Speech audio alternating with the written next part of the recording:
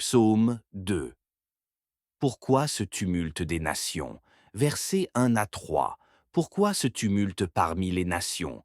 Pourquoi les peuples complotent-ils en vain?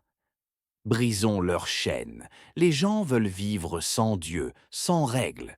Ils voient Dieu comme un frein à leur liberté. Exemple, tu vois ça tous les jours.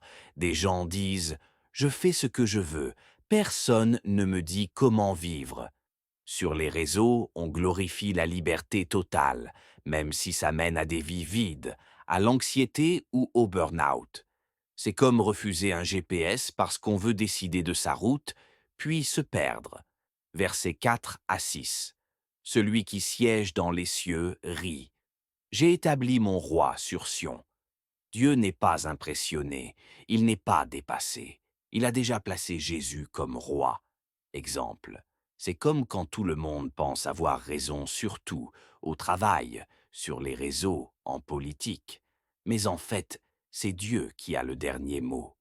Dieu n'est pas en panique face aux injustices, aux débats, aux crises. Il est souverain. Il a un plan. Versets 7 à 9. Tu es mon fils. Je te donne les nations. Jésus n'est pas juste un bon exemple ou un prophète. Il est le Fils de Dieu, avec l'autorité sur toute la terre.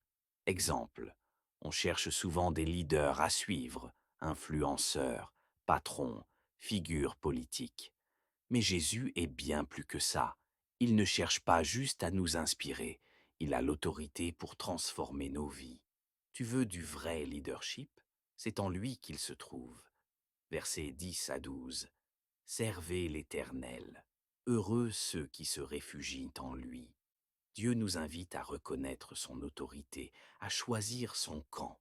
Ce n'est pas une menace, c'est une porte ouverte à la paix.